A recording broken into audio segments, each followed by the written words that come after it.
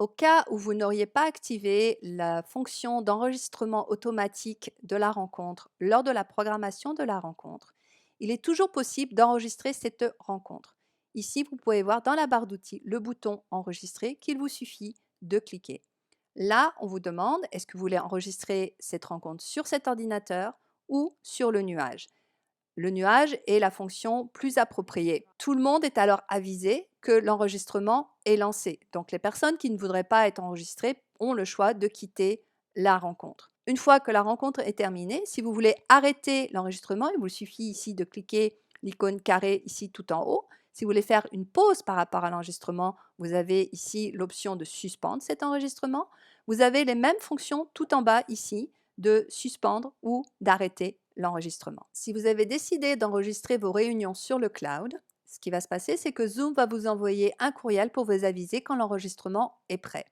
Une autre façon de récupérer cet enregistrement, c'est d'aller sur le portail web de Zoom et ici d'aller dans l'option enregistrement. Vous allez voir ainsi la liste des enregistrements disponibles. Ici, nous n'avons qu'un enregistrement qui, on nous le dit, va être ôté dans les 30 jours. Donc, vous avez 30 jours pour que les gens puissent voir cet enregistrement. Pour trouver les options de partage, il vous suffit de cliquer sur ce bouton ici. Donc, option de partage. Vous pouvez le partager publiquement. Vous pouvez partager avec des utilisateurs qui sont identifiés, authentifiés. Vous pouvez mettre une date d'expiration au niveau de l'accès à l'enregistrement. Vous pouvez autoriser les gens à télécharger le fichier en question. Vous pouvez aussi afficher l'enregistrement à la demande. Qu'est-ce que ça veut dire? Ça veut dire que les gens doivent s'enregistrer avant de regarder cet enregistrement. Donc, on a le contrôle, on sait qui va regarder. Et la dernière option qui est importante, c'est de protéger l'enregistrement avec un code secret. Une fois que vous avez établi les paramètres de partage, tout ce qu'il vous suffit de faire, c'est de cliquer ici sur ce bouton copier les informations de partage.